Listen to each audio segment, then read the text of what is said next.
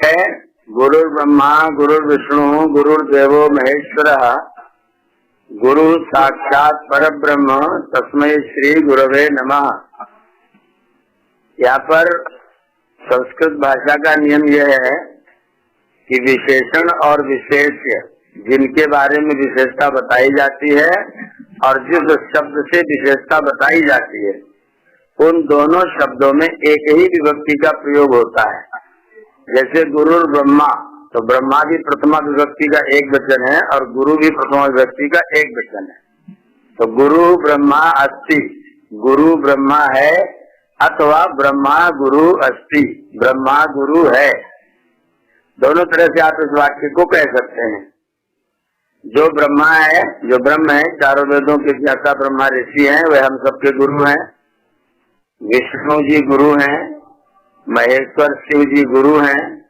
जगत के कण कण में साक्षात फलों में, फूलों में, वनस्पतियों में, पशु पक्षियों में, प्राणियों में, झरझर बहते झरनों में, कलकल बहती नदियों में, लहराते सागर में, उगते सूरज में, चमकते चंद्रमा में, टिमटिमाते तारों में, हम सबकी वाणी में, हम सबकी बोली में, कोयल की कूक में, कौवे की काव काव में, सर्वत्र परब्रह्म परमात्मा साक्षात है, दृष्टिगोचर हो रहा है। वह गुरु है, वह हम लोगों का शिक्षक है, हमारे आत्मा में ज्ञान की शिक्षा सदैव प्रदान करता रहता है। तो ब्रह्मा गुरु है, विष्णु गुरु है, महेश्वर गुरु है, साक्षात परब्रह्म गुरु है। तस्मै, उस गुरुवे, गुरु सत्ता के लिए नमः, नमस्कार है। ये अर्थ है जो सिद्ध किया जा रहा है। ब्रह्मा विष्णु महेश परमात्मा परब्रह्म ये सब हमारे गुरु हैं, हमें इनको प्रणाम करना चाहिए, इनके आदेश का पालन करना चाहिए। हम लोगों ने अपने स्वार्थ में इस अर्थ को थोड़ा सा बदल दिया, क्योंकि विभक्ति वही है, व्यवस्था वही है, नियम वही है। आपने उसको विशेषण को विशेष बना दिया, विशेष को विशेषण बना दिया और कहना शुरू कर दिया गुरु ही ब्रह्मा है, गुरु ही विष्णु है, गुरु ही महेश्वर है, गुरु ही साक्षात परब्रह्म। इस गुरु को नमस्ते। श्लोक कह रहा था कि उस गुरु को नमस्ते, हमने अर्थ कर लिया इस गुरु को नमस्ते जो ब्रह्मा भी है, विष्णु भी है, महेश भी है। तो ऐसा करके गुरु लोगों ने अपने आप को ब्रह्मा विष्णु महेश साक्षात परब्रह्म सब कुछ सिद्ध कर लिया, जबकि उसका अर्थ था ब्रह्मा जी, विष्णु जी, महेश्वर जी और परमात्मा हमारे गुरु हैं। उन गुरुओं को मैं नमस्कार करता हूँ। तो इसी भाव के साथ इस श्लोक को पढ़ा जाए।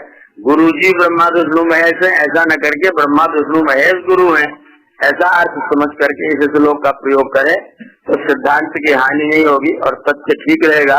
क्योंकि हम जिस गुरु में गुरु शब्द का आरोपण करते हैं, जैसे शरीरधारी है, कोई व्यक्ति शरीरधारी, अगर हमने उसको परब्रह्म कहना शुरू कर दिया तो ब्रह्म तो सर्वत्र व्यापक है।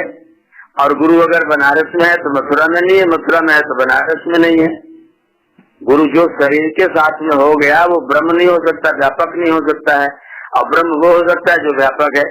तो अगर आप इस गुरु को ब्रह्मा बताना शुरू कर देंगे तो आपके सिद्धांत की हानि होगी और आपका तथ्य ठीक नहीं रहेगा।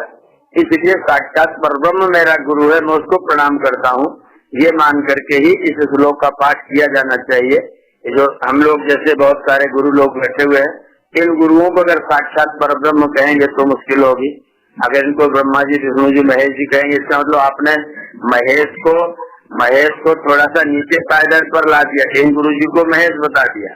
और ये शरीरधारी गुरु जी हैं, कभी झूठ बोल देते हैं, कभी गंचकी कर लेते हैं, कभी आसाराम हो जाते, कभी रामपाल हो जाते, कभी राम रहीम हो जाते हैं। और इनको हमने साक्षात परब्रह्म कहा। जिनको मैं साक्षात परब्रह्म कह रहा हूँ वो चरित्रहीनता में पकड़े जा रहे हैं। अगर ये कह रहे हैं जिसका मतलब हमने सारे सिद्धांत को नष्ट किया है। इसलिए सिद्धांत आपका बचा रहे और आपकी बात ठीक रहे, इसलिए ब्रह्मा विष्णु महेश्वर और साक्षात परब्रह्म परमात्मा हमारा गुरु है। मैं गुरु सत्ता को प्रणाम करता हूँ। इस भाव के साथ इस श्लोक को पढ़ा जाना चाहिए। ओम। जी आचार्य, बहुत सुंदर।